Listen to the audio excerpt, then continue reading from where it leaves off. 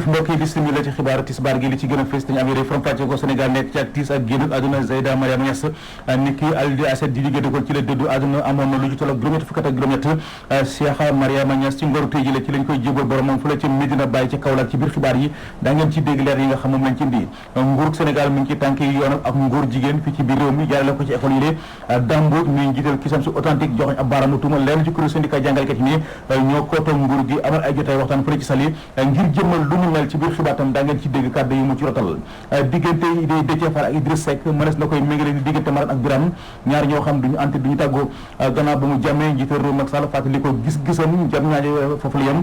Déthié Fall kon jël na dogal kan daal di gàntal ndombal tànk bu bees bi nga xam moom la Idriss Seck tappal ci parti bi lé Mamadou Diong da parce que xibaar amal na ci ab taxaw seetlu ci biir xibaatam daa ngeen ci dégg leer yu mu ci di kon mbokk yi lii buñ ci boolee xibaaru bitim réew yi teg ci xibaaru tàggat yaram yi Cheikh Ahmed Tidiane Gomis lañ ci fas yéene àndal suñu Cheikh asalaamaaleykum. maaleykum asalaam Seydina Omar Ba. am na lu gën a fës. waaw tey nag dinañu am volleyball am na maanaam président bu bees dinañu wax ci li nga xam ne mooy formation ay entraîneur ay cadres yi bu ODCAV de Dakar def dinañu ñëw tamit ci li nga xam ne moom mooy wàllu kung fu léegi sonn lool dinañ ci ñëw nu mu gën a yaatoo wax tamit ci li nga xam ne moom mooy temps yi nag dañoo gis ne que promoteurs yi ñu ngi sonnal ndaw yi di jëli seen ay terrain li nag li ci xew nag mu nga xewee fële ca Thiès ca Diamaguène dinañ ci ñëw nu mu gën a yaatoo. kon loolu ci kanam tuuti lañ ko fas yéene yàkkali jeexale kook mbir yi ci li ci yéenekaay ak kii Abdoulaye Bopp ban mbokk yi saxoo dégloo ko seetaan Walf TV asalaamaaleykum.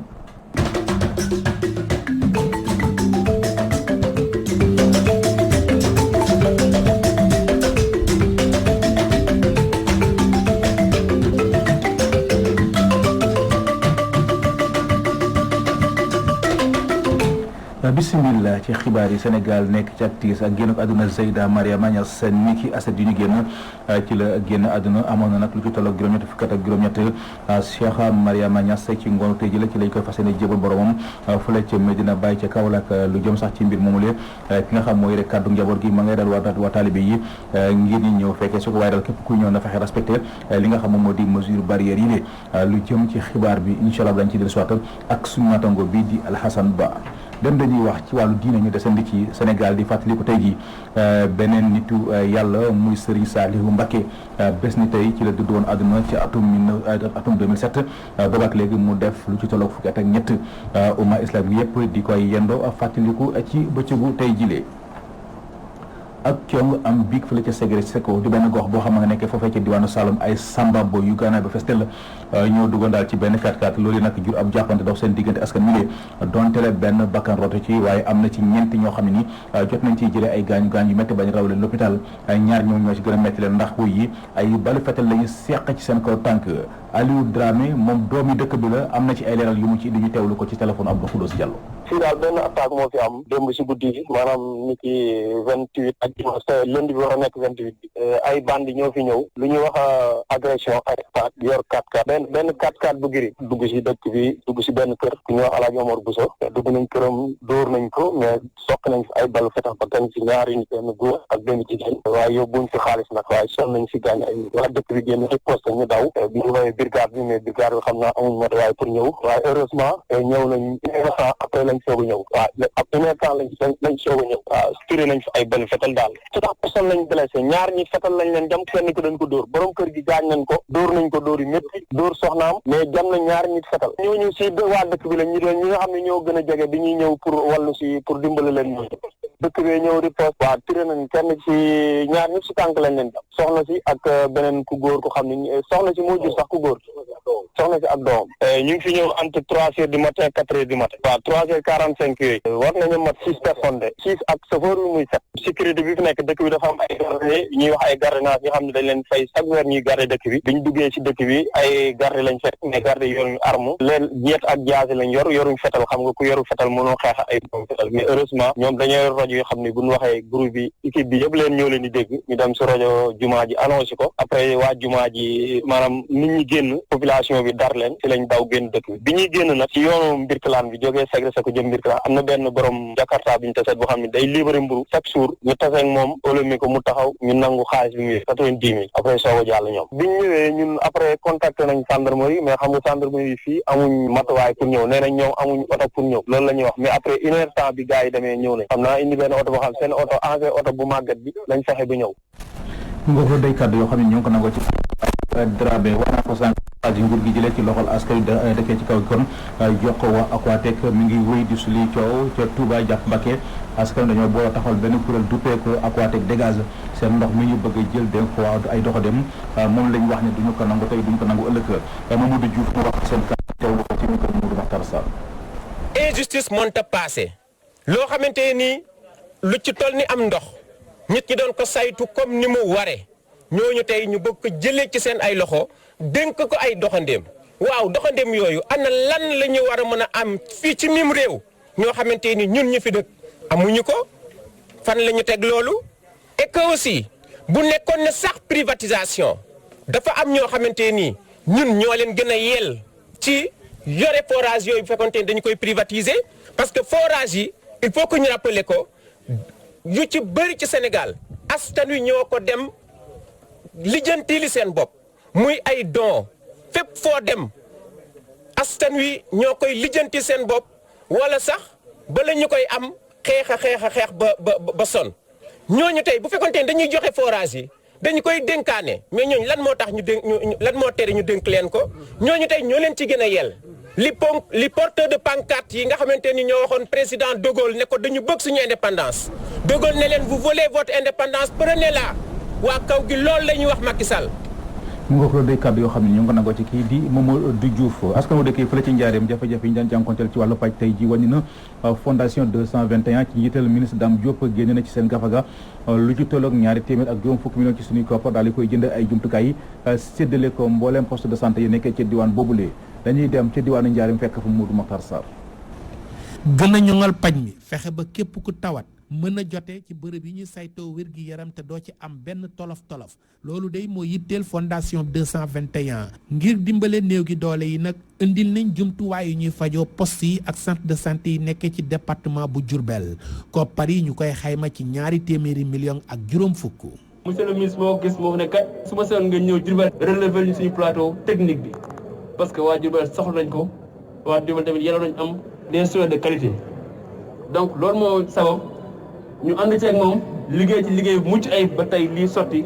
ñu ko koy sant bu baax a baax di wax waa Diourbel également ngir remercier ko ci lii nga xam def na ko. ministre de l'emploi Dame Diop di partenaire fondation 221 jàpp na ne mbébét gi moo di gën koo yaatal li ni mel nag moo tax mu ne mu ngi tàllal loxo bépp doomu Diourbel ñu booloo doon benn say ngir ñu mën a saafara tolof-tolof yi nga xam ne néew gi doole yi ñu ngi koy dund ci gox bi. mooy bi ñu Moussa Niang ñëwee sama bureau ñu waxtaan. dama ne ko dañuy waxtaan ak médecin district bu Diourbel mu wax li ñu soxla ci équipement ak ci matériel médecin district bi bind ko yónnee ma ko ma yónnee ko fondation bi Moussa Niang toppatoo ko mooy bagage yi nga xam ne moom lañ gis ni tey parce que bu ñu waxee nag doo yu mel ni su bëri suy am ki koy joxe li mu am rek lay joxe. di wax doomu njaareem yëpp li ministre Dame Diop def tey ñun ñëpp la ko defal mais aussi ñun ñëpp nañu gën a boole suñu loxo boole suñu xel boole suñu doole. pour njëriñu population Sénégal. médecin chef district sanitaire bu Diourbel docteur Moussa Ndiaye lii fondation 221 def ànd ci ak partenaire ministre de l'emploi Dame Diop dina gën a ñoŋal paj mi ci gox bi. Contribuer au relèvement du plateau dans nos structures s'inscrit dans la pérennisation de vos multiples interventions en faveur des services sociaux de base. ci fàttali nag fondation 221 ak seen partenaire bii de ministre de l'emploi Dame Diop seen mbébét moo di dëkk di jàppale saa su ne ñi seen loxo jotul seen digg ginnaaw ci biir réew mi dëkk di jàppale saa su ne ñi seen loxo jotul seen digg ginnaaw ak fépp fu ñu mën a nekk nag ci biir réew mi Touba Mbacké Mamadou Makhtar Sarr pour la radio télévision Walfadjri. jaajëf Mamadou Makhtar Sarr ñu ngi koy sant di ko gërëm ak juróom nag am ci conseil municipal bu Louga ndaje nag mi doon amal ngir natt koppar yi nga xam ne ni moom la mairie war a liggéey ci at mi mu toll ci 1 milliard ak wàll ci suñu koppar nañ jàpp ne ndaje moom la ci ak féewalo daanaka lu mujjee ndax leen ci conseil ñoo jóg di ñaawlu anam bi ñu tëggee budget bi ndax li ëpp ci xaalis bi mu ngi jëm ci fonctionnement te loolu dañ jàpp ni lu dëgg du yoon dañuy dem ci diwaanu Louga fekk fa Oumar Kayre. budget commune bu Louga ci atum 2021 bii di ñëw ñu daat koy voté mu toll ci 1,350 milliards téeméer boo jël nag ci budget bi juróom benn fukk yàq juróom-ñeenti yépp nag mi ngi dem ci li nga xam ne moo di fonctionnement bi toll ci 938 millions ñu war caa nag génnee li ñuy fay personnel bi toll ci ñetti téeméeri millions ak juróom fukk ak ñeent mu di nag loo xamante ni conseiller municipal bi di Amar Thiam nag jàpp ne lii ay caaxaan la teguwul fenn te li ko waral du lenn lu dul emploi fictif yi nga xam ne mi ngi nekk ci mairie bu Louga kim ciy joxañ baaraam nag nee na du kenn ku dul maire bii di Moustapha Diop. 414 millions yi nga xam ne mi ngi suñu budget comme investissement suñ ci dindee 261 millions bu PACASEN dindi ci 148 millions moo xam ne dañ ko reporté daanaka investissement bi day nul ci jamono boobu mairie Louga laa la wax mi ngi fay 354 millions te ñun li ñu jox ci personnel bi 46 personnes ñoo fi nekk. gis ngeen UCG mooy fay ñuy bale tali bi gisuñu kon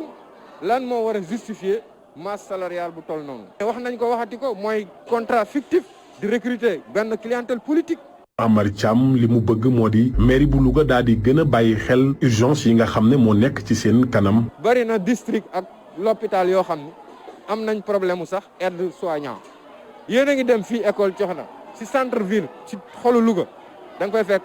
classe boo xam ne abri provisoire la. li moo waral sax conseiller municipal bi daal di proposé ne nañu def ab audit ngir xam personnel bi nga xam ne moo nekk ci mairie bu Louga. non xam nga loolu man ak le premier adjoint au maire dañ ci déggoo jot na tey ñu auditer personnel bi nga xam ne mi ngi fayu salaire ci commune bi ñu xam ku ci nekk fan lay liggéey ñun dem nañ ci état personnel bi am na tur bu ñu fa gis duñ ñu wax turam. koo xam ni gis nañ ko ci ab service boo xam ne dañ ko embauché. dem nañ ci service boobu nit ñi ñu xamuñu kooku. session budgétaire bi nag biñ ko doon amal dañ ko def ci huis clos même presse bi sax dañu leen a génnee moom maire bii di Moustapha Diop moom tamit bi mu génnee nanguwul a def benn commentaire ci li nga xam ne moom lañ doon def Oumar Kayre Louga Walfadjri. xibaar rek ci tënk ñaari doomu aadama ñàkkati nañ seen bakkan ci mbas mi di Covid 19 loolu kon di yóbbu lim bi léegi ci ñetti téeméer ak juróom-ñeent fukki doomu aadama jot a ñàkk seen bakkan ci mbas mi bu mu duggee ci réew mi léegi ci junni ak téeméer ak juróom-ñeent fukk ak ñeenti test yi ñu jot a amal démb téeméer ak fukk ak juróom-ñeent ñoo dellu si amee feebar bi léegi juróom-ñaar fukk ak ñeent yi ay cas communautaire lañu. wax naa ko sànq ci bopp xibaar Déthié Fall ak Idrissa Seck seen diggante mënees na koy méngale ni diggante Marème ak Birane ñaar ñoo xam ne duñu ante duñu tàggoo gannaaw bu muy jamee njiital réew Macky Sall fàttali ko ne ko gis-gisam jam ñaajo rek la yem Déthié Fall jëlaat na benn dogal kon daal di gàntal ndombal tànk bi nga xam ne ni moom la ko Idrissa Seck tappal ci biir parti bi lee Momar Diong di ab taskatu xibaar doon gëstu ci wàllu politique ne li ñuy xaar daal ci Déthié Fall ñaar yi la bi ci jiitu mooy mu jël dogal kon daal di ajandi ay yëngu-yëngam ci parti bi ñaareel bi mooy mu jël dogal kon daal di tekki ndombal tànkam ci parti réew mi bu Idrissa Seck Momar Diong ñu teewlu ko ci téléphone soxna Safiatou Cissé. lii warut a bett kenn parce que bi nga xamee ni que président Macky Sall brillé na réew mi bu Idrissa Seck ñu dugg ci gouvernement bi ñaari poste yi nga xam ni moom la ci réew mi am Idrissa Seck da ko jox Diatara ak Ali Saleh boobaak léegi nag ràññee nañ ni que diggante nag ak Déthié Fall xaw na ñagas rax ci dolli surtout bi nga xamee ni Déthié Fall bi mu demee séance plénière assemblée nationale dégg na ko mu wax di ŋàññi nguuru Macky Sall banaan nag dot doy na sëkk nguuru Macky Sall weesu jam ñaajo jam ñooñu wax jooju li ko nit ñi jële woon mooy xëy na attaque la jam-jam bu mu jam nguuru Macky Sall waaye am na ñu ko jàpp gaaral président Idrissa Seck mi nga xam ne quand même moo fi yëkkati woon kàddu yooyu nii gis-gisu Macky Sall yamul fu dul jam ñaajo loolu nag Idrissa Seck daf ko jàpp comme ku ñu xotti warmaam ci koo xam ni ci ginnaawam la nekk ci parteem looloo tax boobu ba léegi diggante bi xajam donc lii am tey war a bett kenn te Idrissa Seck defaat ay choix mel ni ku gën a soril boppam kii di Déthié Fall fi mu ne ñaar rek moo mën a am ci taxawaayu Déthié Fall bi ci njëkk mooy mu firndeel ni wax ko ba ñëpp dégg ko de manière solennelle que ni moom jël na dogal pour geler activité au niveau du parti maanaam tega góomam na lépp ci biir partem dootul boole xañcak moroomam loolu mooy bu njëkk beneen choix bi mu amit mooy mu démissionné ci parti réew mi waaye bu démissionné ci parti réew mi li muy indi comme conséquence mooy day perte poste député waaye nag moom mooy nag xool ndax jalal na ko bu fekkee ni digganteem ak Idrissa Seck xajam na xaj boo xam ni moom gisatul boppam ci parti bi ko neexee donc mu démissionné te bés bu ko defee defe naa loolu tubaab naan prendre date maanaam nekk koo xam ni jox nga Sénégalais yi ëllëg ndaje ci sa wàllu politique bu boobaa loolu lay mel. mu ngoog loolu day kàddu yoo xam ne ñoo ko nangoo ci kii di Momar Diong Macky Sall ak nguuram buñ leen teel a yemale ba mooy réew mi daañu ko tayle dem seen yoon kaddu yi nag du samay kaddu waaye kaddu la yoo xam ne nii ñu ngi ko nangoo ci Thierno Alassane Sall moom njiital République des valeurs ne muy sunu géej gi di sunu suuf si ba ci suñu pétrole bi lépp daal Macky Sall jël na ko daal di koy tayle tubaab yi lee Thierno Alassane Sall ñu teewlu ko ci micro Ibrahima Ndiaye. dugg ci Jakarta parce que amuñu beneen pexe ndax suñu métier yi am doxatul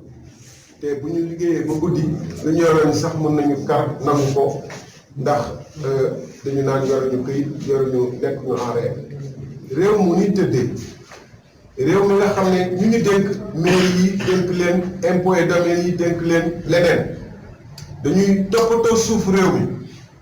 gannaaw ba ñu séddoo domaine industriel bi nga xam ne nasaraan bi moo ko fi bàyyi woon ñëwoon di wan ni africains yi man dama ñëw pour jëm leen yee wan leen lan mooy àddina ak nan la ñuy téem réew ak lan mooy réew teg fi domaine industriel teg fi ay yeneen naan dañuy jàngal amaana sax du loolu moo leen taxoon jóg waaye au moins am na lu ñu fi defoon domaine boobu ñu saax-saaxee ko séddoo saax-saaxee séddoo capon coonaax am ñu ci am ñaar ñett fukki yoon dem gis nag yu des ay mbuur 4 mbuur 3 fekk ay kër jàmbur yoo xam ne dañ ko yoroon depuis ay juróom fukki at ñu jël ramas di ko tayle amoo loolu doon jar ñi nga xam ne ñoom ñooy liggéey guddi bëccëg di ci daal seen doole di yor seen kër muy mécanicien yi mu tudd mu yeneen état moom moo waroon former ay mécanicien ay artisan mécanicien ay BTS mécanicien moo waroon former ay électricien moo waroon former ay chaudronnier et cetera jamono loolu la laaj déet dañuy terrain yi nga xam ne ñoom la ñu waroon jagleel loolu ak ay école ak ay même jardin public gis nañ ko ci Mbour 2 jardin public gars yi bëgg jël ñu nangu ko saa yu ne nag ñu ngi xëy yónnee ay juuti ci marché yi di nangu lu ñu yor te deful leen dara moo tax tey askan wi ñu bëri dañu tàyyi ba bëgg a fibbul seen bopp. wax naa ko sànq ci bopp xibaar yi nguur gu Sénégal mi ngi ci tànki yoonal ak nguur jigéen fii ci biir réew mi jaarale ko ci biir école yi li Dame Mbodj mi njiital Cusems authentique joxoñ ab baaraamu tuuma leen ci kuréel syndicat jàngalekat yi ni ñoo koo tokk nguur gi amal ay jotaay waxtaan fële ci sal yi ngir jëmmal lu ni mel waaye loolu moom duñ ko seetaan ñoom waa G20 Dame Mbodj ñu teewlu ko ci téléphone Pierre Edouard Faye. loolu jógoon na fi ñaari at ci ginnaaw boobu ministre éducation mi ngi tuddoon Serigne Mbaye Thiam bi mu jógee Human Rights Watch moo ko yëkkati woon di branche boo xam ni dafa lënkaloog ak UNESCO léegi nag bi coow li amee man nii ma attaqué woon leen à l'époque boo wax ne sax ndaw si nañ ko génne sunum réew parce que dañoo ñëw pour yàq sunum réew booba nag dañoo bàyyi waat mu sedd tuuti léegi nag semaine bii ñu génn 21 ak 22 ci weeru décembre wii nu nekk 2020 ñu woote ab lël ba nu woote ña ngi ko woote pour waxtaane li nga xam moom lañ tudde éducation sexuelle nun koy dugal ci tëralinu njàng mi léegi nag tëralinu njàng mi bu njëkk daan na am jàngale sexualité ci xale yi mais ñu ngi ko doon def ci classe 4e léegi nag dañ ne nañ ko lawal ci école primaire bi d'abord bu noppi yóbbu ko ba moyen secondaire mais ñu soppi module yi léegi dootul rek leen jàngal sexe ak yooyu di leen toléré loo li ñuy tuddee LGBT yi c'est-à-dire permettre leen ñu xam ni ñoom même bu ñu wuuteeg keneen koo xam ne ay comportement góor jigéen moom la am tamit ñu xam ne nit la comme moom ñu toléré ko xale yi bu ko defee bu ko xale yi màggaale loolu ñu bëgg lawal ngóor jigéen ci àdduna bi teñ commencé ko Europe danañ ko mën a def ci réew yu mel ni Afrique yu mel ni surtout Sénégal dafa nekk référence ci ñoom lii nag mooy programme bi atelier boobu nag woo nañ fay inspecteur boddi nañ sax yenn inspecteurs yi nga xam si ñoom waroon nañ caa bokk parce que ñoom ñooy curriculum bi woowu ñu ñëpp syndicat yi tamit am na ñun fa woo nañ fa ay professeur SVT yoo xam ñoo leen tànnal seen bopp woo nañ fa ay professeur économique familiale ak ñi nga xam ne ñoo yore bureau genre ci ministère éducation nationale mi nga xam si moom moo lënkaloo ak UNESCO pour programme boobu jàll ci sunu réew léegi nag li ñu bëgg mooy accélérer affaire bi ba nga xam dañoo jël période boo xam nit ñi ngi ci feet ñu bëgg ko jàllale te kenn du ko yëg bu ko defee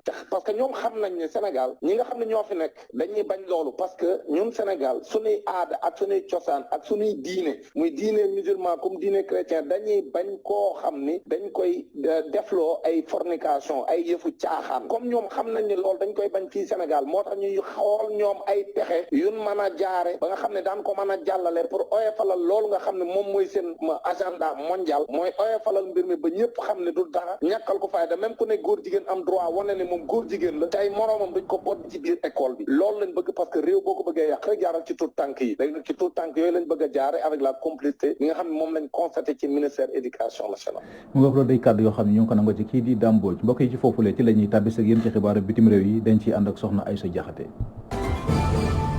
dañu koy dooree ca diwaanu Niger foofu leen nag élection présidentielle la ñu doon tëgg ni ki ci démb ci dimanche kii lu toll ci juróom-ñaari millions ci ay électeurs dem nañu nag ca bañ gàcce ya ngir rek a fal ka fay wuutu Mahamadou Issoufou ci candidat yi nag ñu mën ci nemmeeku Mohamed Bazoum moom candidat bu parti nigérien pour la démocratie et le socialisme la bokkees ci pouvoir bi nekk homme politique boo nga xamante ni làkk na juróom-benn fukki at doon itamit ka nga xamante ni jàpp na ne mooy favori ci vote gi moom sax occupé na poste ministre de l'intérieur diirub ñeenti at ci kanamu naataangoom gi di Issoufou. Élection bi nag mën nañ jàpp ne lu am solo la ci histoire politique bu Niger ndax dëkk boobule xam na ay coup d'état yu bare bari ci fàttali nag vote gi ci tekk ak dal la amee te nemmeekuñu fa benn rëkk-rëkk. Covid-19 ñu waxtaanee ko ca Tugal jamono ji nag campagne vaccination bi door nañu ko ci week-end bii niki tey nag Europe gi yëpp daanaka ñi ca bokkees ku ci mel ni Italie Espagne ak France bi nga xam ne fa la mbir ma gën a wulee ñaay door nañu ngir rek a vacciner seenub askan ñoom nag jàpp nañ ne ndam la gu ñu amagum ci xeexum coronavirus gi lee samedi gi nag dose yi njëkk yu vaccin Pfizer BioNTech daan nañu ko injecté infirmière bi lee di Claudia Alivernini ak professeur Maria Rosaria Capobianchi bu directrice laboratoire virologie ci hôpital bu Rome. Italie nag bokk na ci dëkk Europe yi nga xam ne mbas bi ñoom la gën a laal ndax daanaka lu toll ci juróom-ñaari fukki junni ci ay doomi aadama ñàkk nañu seenu bakken.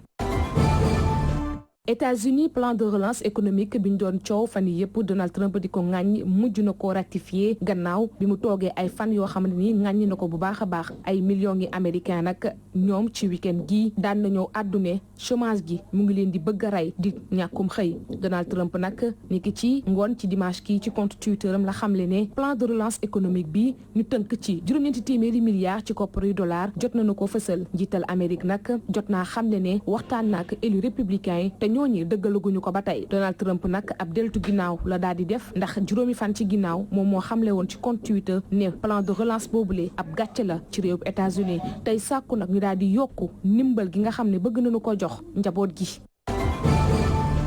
Chine lañu koy jeexalee taskatu xibaar bi lee di Zhang Zhang moom nag jot nañu ko daan ñeenti atu kaso yu mu tëdd taskatu xibaar gi nag dañu ko jugé ca Shanghai verdict bi avocat moo ko daal di xamle jàpp ne nag ki nga xam ne moo di client am jot nañu ko daan ñeenti atu kaso yu mu tëdd gannaaw ba mu defee ab couverture médiatique jëmale ko ci pandémie bi dooroon ca diwaanu Chine ca Wuhan procès gi nag ubbil ci altine gi daanaka jëlul waxtu yu bëri ñu daal di ko jàpp ni ki weeru mai moom lanceuse d'alerte bi am lu toll ci fanweeri at ak juróom-ñaar képp dañoo rek gàll ci ay ndoddam ni dafa bëggoon yëkkati fitna gannaaw ba mu biralee ay xibaar yu wërut accusation yooyu nag ñu gàll ci ndoddam ñoonu lañ ko gàllee ci ndodd yi opposant yenn ca réew ma.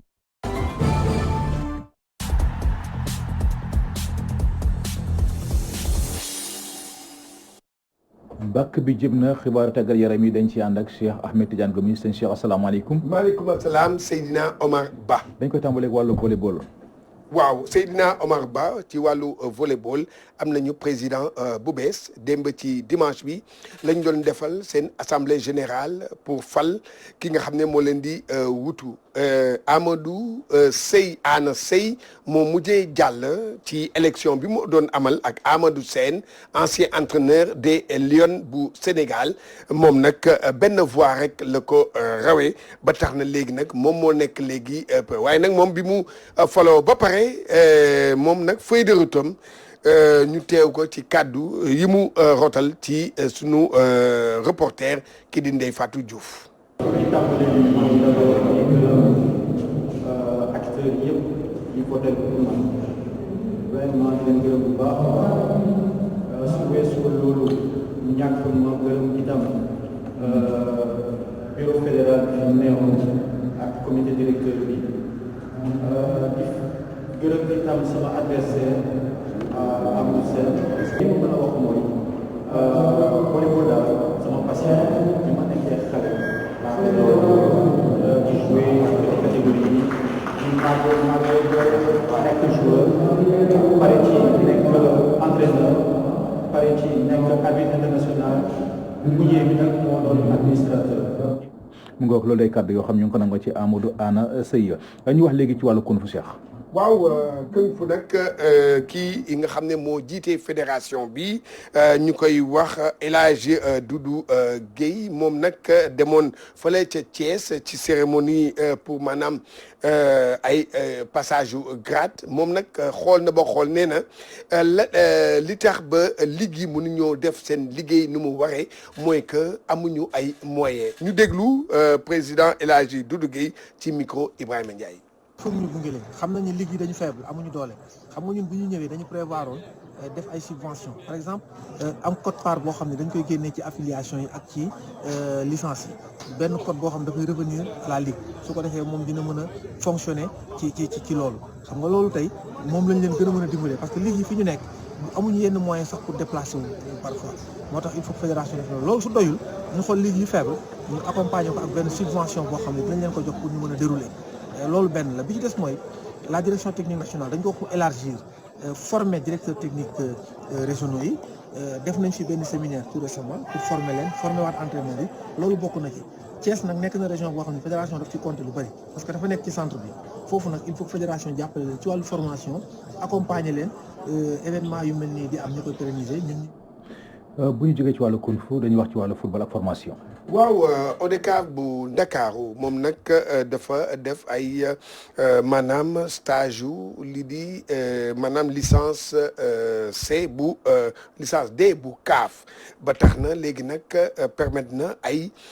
entraîneur ñu mën a am seen i ay diplôme ay lijaasa ñu mën a tàggat xale yi nu baax reportage boobu nag Ndeye Fatou Diouf moo ñu ko defal. gannaaw fukki fan ak ñaar yu ñu leen doon tàggat ngir ñu am licence D bu confédération africaine bu football Lucio Déthié Samb mi jiitu ci ñoom mi ngi am mbégte ci loolu gannaaw ba mu amee diplôme bu njëkk bu entraîneur. ça fait presque 3 ans ou 4 ans ngi nii bëggoon naa suivre tey jii la ko yàlla dogal vraiment je remercie tous les personnes yi xam ne bon jàpp na ci ba loolu sotti quoi vraiment je les remercie du fond du cœur. di oote aussi quoi par rapport à aussi sama nawle yi fi nekk aussi xam ne dañ bëgg a football bëgg a jàppale jeunes yi bëgg a jàpp si football Sénégal li xam ne peut-être jàng nañ ko fii si 12 à 15 jours yi passé ñu jéem a def lu tout ba aussi jéem ko def si xale yi. Thierno Beyla Diop moom it mi ngi wane mbégteem waaye dafa naxa wéyal ak njàngam ngir am diplôme mu CAF yëpp si noonu sax si la ñaaxee ay ñoñam ñu def ni moom. yëg-yëg bu fort quoi wan na ma ne vraiment ñun dañoo nekkoon si caaxaan quoi ndax ba ma duggee si stage bi gis naa fi affaire yoo xam ne yaakaaroon naa jeexaloon naa ndekete man nekkuma woon si dara quoi maa ngi soog commencé. ambition yi mooy gën a dem si kanam quoi ndax diplôme bi tey yokk na ma benn élan boo xam ne waaw pour ma gën a maa ngi gën a xoolaat si kanam quoi jóge naa diplôme D di xalaat C ak B ba dem A daal. ñaar fukk ak juróom benn jeune entraîneur yu ASC ñoom ñoo am seenub licence D bu confédération africaine bu football formation boobu nag ñi ngi ko amaloon fukki fan ak ñaar jàpp ñaar fukki fan ak ñeent ci weerum décembre atum 2020 fële ci centre perfectionnement bu ville de Dakar ñi ko initié nag bokk na ci ligue ODCAV bu Dakar waaye itam direction des sports de la jeunesse et de la vie associative. jërëjëf soxna Ndeye Fatou Diouf ñu ngi koy sant di ko gërëm ñu dem ba fële ci diwaanu Thiès wax ci coowal terrain la fa am. waaw ndaw yi nekk fële ca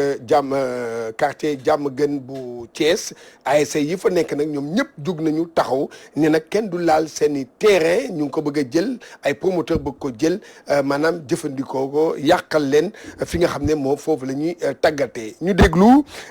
kii yore seen kaddu ñu koy wax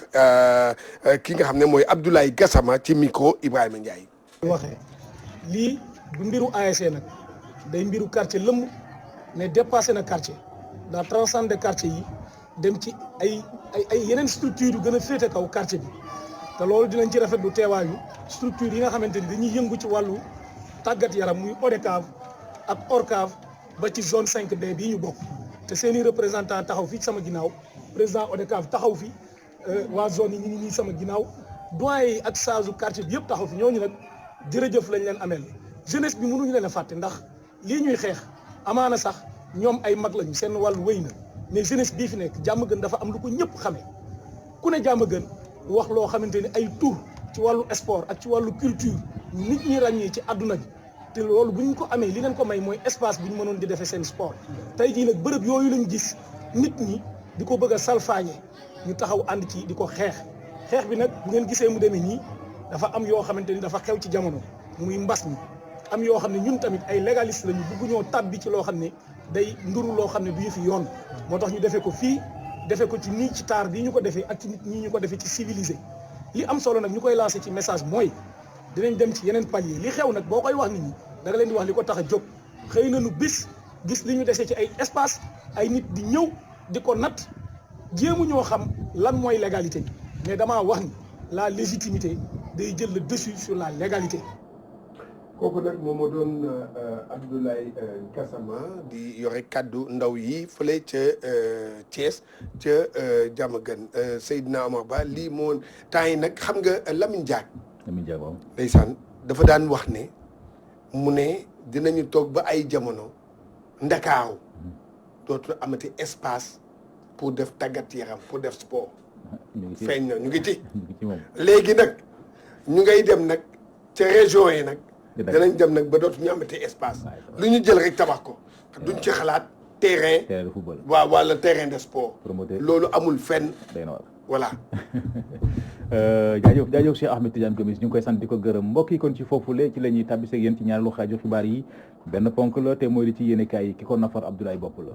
dalli nag jàmm jàmbaaru fàqa tëdd ba wàcc na liggéey di Seyda Mariama Niass mi ñu duppee xaadimatul xuraan Walf Quotidien dundam yëpp mu ngi ko mayoon alxuraan ngir liggéeyal l'islam bi yéen kaab li ñu fàttali sargal bi ko Walfadjri defaloon ci jamono Sidi Lamine Niass te mu mérité woon ko lool 24 heures ne loolee tax demam gi yëngal na Sénégal gépp ndax banqaas gu fàq la wéetal lool umma islamique enquête ne Medina Baye ñàkk na yaay ju baax yéen kaab di la Soleil ne askanu Sénégal delloo nañu njukkal Seyda Mariama Niass ndax doonoon na ku delloo woon alxuraan njukkal yéene cabinet dootuñ ko fàtte ba mukk ndax béy na fi waar wu yaatu te soppoon lool alxuraan yéene cabinet jawriñu alxuraan la woon moom yaa Seyda Mariama Niass ngoonuk tey ji lañ ko fas yéene jébal boromam ca Medina Baye yéene cabinet direct news xëye borom njurul ak ndokaan di Serigne Saliou Mbacké mi askan wi xëy di fàttaliku gannaaw fukki at ak ñett waaye ba tey mu ngi des ci xol yi moom Serigne Saliou Mbacké jot naa liggéey lu yaatu ci réew mi rawatina ci diine ji yar ndaw ñi ci jàng ak liggéey yéene cabinet vox populi ne xalif bu lew naña seen dànkaafu nañ njiitu réew mi Macky Sall ne saay bu nguur gi jëlee dogal ngir dakkal seen ziara annuelle daañu jëflanteek nguur gi xalif bi ne am na ay soldaaru jinne te yooyu le soldaar mun na leen yebal ca pale ba leneen ci ay kàddoom ci biir yéene kaa bi xalif bu lew na ña seen ne bëgguñoo gis benn takk der ca lew na ña seen ne atum ren ji neex na xari daañu amal seen ziara yéene kaa bi di turbine ne mel na ni njiitu réew mi Macky Sall tàmbale naa song Bougane Gueye Dany ARTP mu ngi ci ay tànk Sen TV yéene kaa bi di ñu fàttali ndax Sen TV du dundaat la mu dundoon ci weeru janvier 2020 ndax keroog jotoon nañu coupé signal ba yéene kaa bi di ñu xibaar ne lu ëpp benn milliard moom la ARTP di sàkku ci Bougane Gueye Dany jox nañ ko kayit ga koy firndeel mise en demeure ba jib na yéene kaa bi di Sud Quotidien xëy waxtaan ak Seynabou Ndiaye Diakhaté njiital OFNAC ma ngay leeral ne rapport d'enquête yu OFNAC jébal nañ ko ci saasi procureur de la République ne lu ëpp ñaar fukki rapport d'enquête ña nga ca table procureur yéene kaa bi di critique ne ndax procureur dina ko jëfeem déet ndax ñu bari xamatuñu li xew yéene kaa bi ne bari na ci ay rapport yi faral di tàbbi ci ay tablam waaye ca tiroir ya lay mujjee yéene kaa bi di critique ne ñawoon ci wetu njiitu réew mi Macky Sall fa ñu mujjeek njiitu réew mi daanaka ndox amu fa yéene kaa bi ne ku mel ni Aminata Touré Moustapha Diakhaté ba ci maître Moussa Diop ma jiite woon Dakar Dem Dikk yéene kaa bi ne ñoom ñett ñi le ànduñu benn yoon ci candidature njiitu réew mi Macky Sall ci élection présidentielle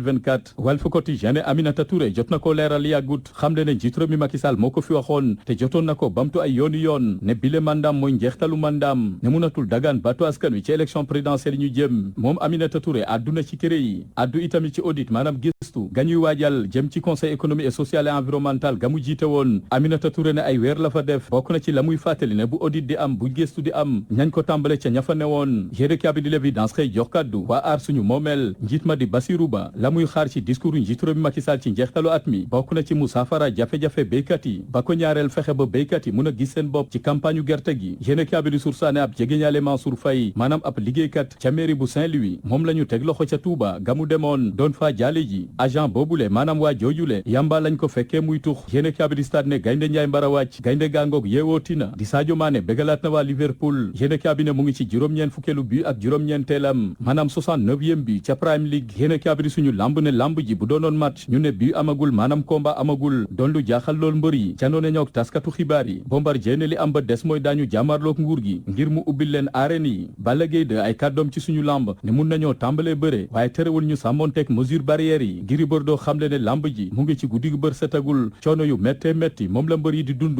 ndax bëre moo fi amagul Gris Bordeaux ne lamb ji sax jotoon naa corona laata coronavirus di yegsi. jaajëf Abdoulaye Bopp ñu ngi lay sant di la gërëm mbokk yi kon ci foofule ci la ñuy yëkkatee jotaayu xibaar yi ñu ngi sant di gërëm bu baax a baax Jacques Perra mi fare woon ci xarale gi réalisation Pierre Edouard Faye ci kaddu gi seen mbokk Seydina Omar Ba ci kanam tuuti rek moom Pierre Edouard Faye dina fi teew dikk ak yéen ci seen rubrique ganu kër gi tey jii mu ngi ci dalal Serigne Modou Boussa Dieng kon mbokk yi mucc gu sax ci ànd ak xéwal yàlla na ko yàlla tuur ci askan ak sunu gaal yendoog jàmm